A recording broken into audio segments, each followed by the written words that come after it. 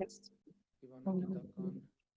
President, Your Excellencies, distinguished investors, Dear President of Freedom House, guests, ladies and gentlemen, I would like to greet you as a Armenian Forum for Democracy. This is already the second one, and I would like to say that this event, this important, this key event, will of course be continuous.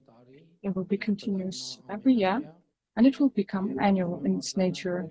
And I would like to state that in the Republic of Armenia, the internet is free, the media is free, the elections are free.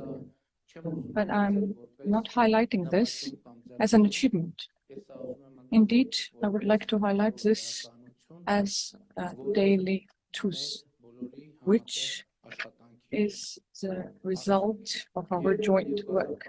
When back in 2018, there was non-violent revolution, there was democratic, and we state that democracy is the most important brand, key brand of Armenia.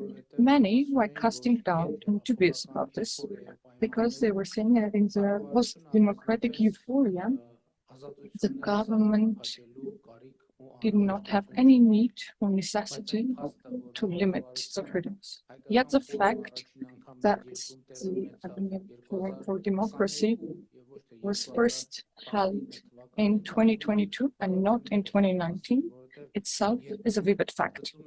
Because when we highlighted that there were parliamentary elections that were free, this was also doubted, casted doubt. What would the elections have been like in other conditions?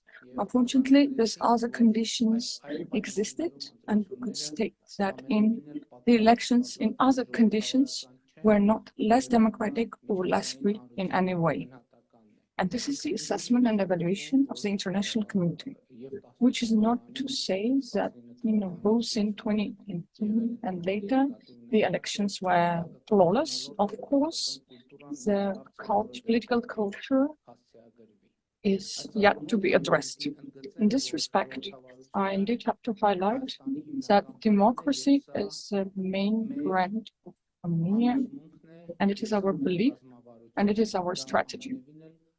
It is not just due to circumstances and not a mere coincidence.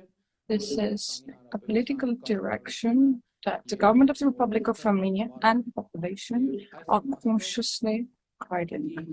In this respect, I would like to highlight that there are certain serious institutional reforms derived from this, which would also lead to a higher level of human rights defense, the higher level of the dominance of law, a higher level of anti-corruption. And I would also like to note that the Republic of Armenia is also enjoying the fruits and results of these freedoms. And I believe that the high economic growth that we have today is also a result of economic freedom. Because if the economy were managed and manageable by the government, I believe that especially in the post-war period, we would have very serious and solid problems. But because these freedoms have also reached the economy, that is the most decisive and difficult point, these freedoms came to help us. Allow me to also note that there is no inner threat to democracy in the Republic of Armenia. I am assured of this, and all the possible threats to the democracy of the Republic of Armenia are external. These are well known and visible to everyone. It is also important for us to be able to gather proof and respond to the most dense question, probably, that is amongst the public. The question is as follows: can democracy also guarantee security? This is a question, and if and we believe in the positive answer, but this is yet to be proved. I hope that we will manage to do so, and I am convinced to some extent that we will be able to give a positive answer to this question.